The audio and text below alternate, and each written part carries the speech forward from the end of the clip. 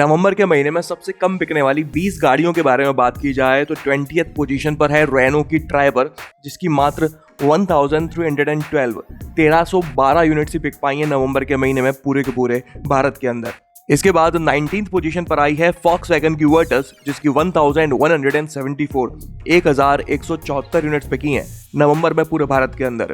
Skoda Slavia जो कि इसकी कजन सिस्टर है, वो तो जैसे तैसे इस लिस्ट में आने से बच गई, लेकिन वर्टस नहीं बच पाई। इसके बाद 18th पोजीशन पर आई है मारुति की जिम्नी, जिसकी 1020 यूनिट्स बिक पाई हैं नवंबर के महीने में पूरे भारत के अंदर।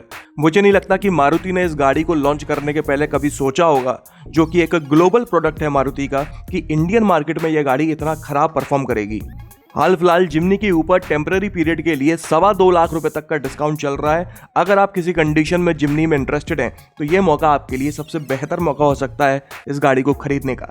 इसी तरह से अगर आप जानना चाहते हो कि और कौन कौन सी एसयूवीज और गाड़ियों के ऊपर बेहतरीन डिस्काउंट चल रहा है, तो स्क्रीन के ऊपर वाली लिंक पर क्लिक करके उस वीडियो को देख सकते हैं।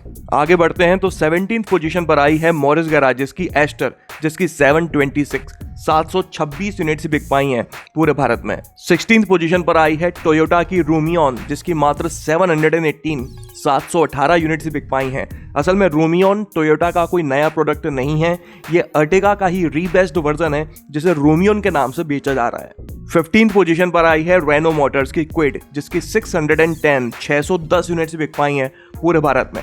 डाउनफॉल देखना हो तो आप रेनो का देख सकते हो। एक जमाना था जब क्विड इकलौती ऐसी गाड़ी थी जो मारुति की एंट्री लेवल सेगमेंट को टफ कंपटीशन दिया करती थी।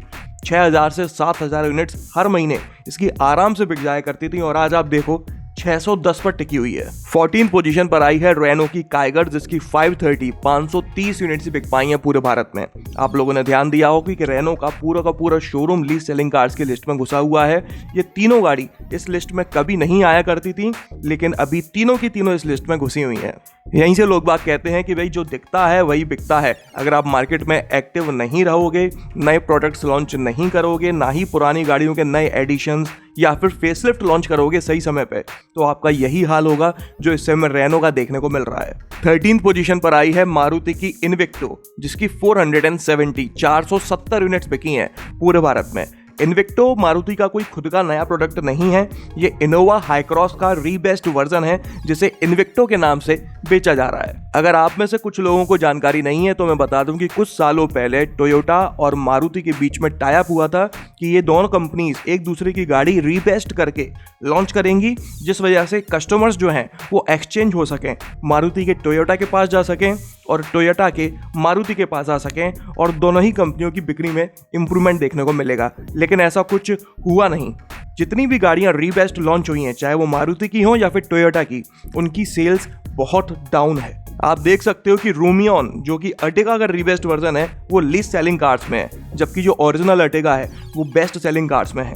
इसके अलावा इन्विक्टो ये भी लीस्ट सेलिंग कार्स में है, जो कि रीबेस्ट इनोवा हाईक्रॉस है, और जो इनोवा है वो बेस्ट सेलिंग कार्स में है। टोयोटा ने बलेनो के रीबेस्ट वर्जन ग्लांजा को लॉन्च करा, जिसकी बिक्री इस महीने लगभग 3950 यूनिट्स हुई है, जबकि जो ओरिजिनल बलेनो है उसकी बिक्री 13000 यूनिट्स हुई है, और टॉप 5 सेलिंग कार्स में बलेनो का नाम है। आप अंतर देख सकते हो दोनों गाड़ियों की बिक्री का। वैसे तो ग्रैंड विटारा और अर्बन क्रूजर हाईराइडर दोनों एक ही गाड़ियां हैं, टोयोटा की टेक्नोलॉजी है और मारुति ने दोनों गाड़ियों को बनाकर दिया है, लेकिन लोग बाग इसे मारुति की गाड़ी ही मानते हैं और हाईराइडर को रीबेस्ड ग्रैंड विटारा मानते हैं, जिस वजह से बिक्री में अंतर देखने को साफ नजर आता है। ग्रैंड विटारा की बिक्री हुई है 7937 यूनिट्स, जबकि हाईराइडर दोनों में कोई अंतर नहीं है, उसकी बिक्री हुई है मात्र 3005 यूनिट्स।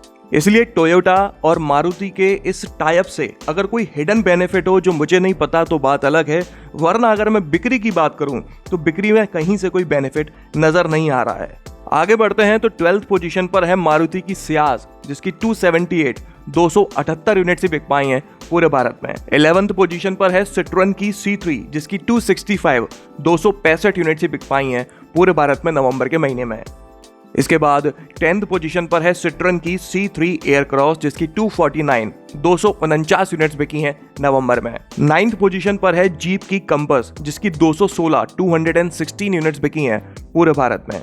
8th पोजीशन पर है टोयोटा का पिकअप ट्रक हाइलक्स, जिसकी 214 यूनिट्स बिक पाई हैं नवंबर में पूरे के पूरे भारत के अंदर। 7th पोजीशन पर है मॉरिस गैराज की ग्लॉस्टर, जिसकी 172 यूनिट्स ही बिक पाई हैं नवंबर में। इसके बाद 6th पोजीशन पर है फॉक्सवैगन की प्रीमियम एसयूवी टिगुआन, जिसकी 150 यूनिट्स बिकी हैं नवंबर में। आगे बढ़ते हैं तो 5th पोजीशन पर है स्कोडा की प्रीमियम एसयूवी कॉर्डियक, जिसकी 126 यूनिट्स बिकी हैं पूरे भारत में। 4th पोजीशन पर है हुंडई की प्रीमियम एसयूवी टूसॉन, जिसकी 118 यूनिट्स बिकी हैं। आप लोगों ने अगर एक बात पर और ध्यान दिया हो कि चाहे कोई भी कंपनी हो, अगर वो 5 सीटर प्रीमियम एसयूवी लॉन्च कर रही है तो लोग बाग उसे पसंद नहीं कर रहे हैं इंडियन मार्केट में।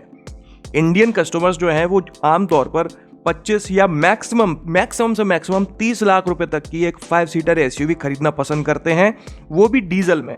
अगर आप 5 सीटर एसयूवी 30 लाख से ज़्यादा की बेच रहे हो तो वो गाड़ी जितनी महंगी होगी उतनी ही कम उसकी बिक्री होगी। इसके बाद 3rd पोजीशन पर आई है जीप की मेरिडियन, जिसकी 101 यूनिट्स बिकी हैं पूरे भारत में। आप देख सकते हैं कि 2 कंपनीज तो पूरी की पूरी अपनी सारी गाड़ियों के साथ इस लिस्ट में बैठी हुई हैं।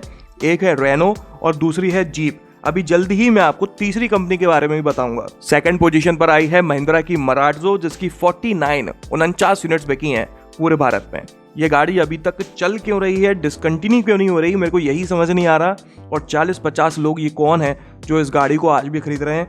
मार्केट में इससे बेहतर कई सारी गाड़ियां अवेलेबल हैं, वो भी कम पैसों में ज़्यादा माइलेज देने वाली। और बात करें सबसे कम बिकने वाली गाड़ी के बारे में तो वो है सिट्रन की C5 एयरक्रॉस, जिसकी मात्र 5 यूनिट्स ही बिक पाई हैं। तो जैसा कि मैंने आपको बताया था कि रेनो की सारी गाड़ियाँ, जीप की सारी गाड़ियां और सिट्रन की सारी गाड़ियां, मतलब कि ये तीनों के तीनों कंप्लीट शोरूम्स इस लीज सेलिंग कार्स की लिस्ट में हैं।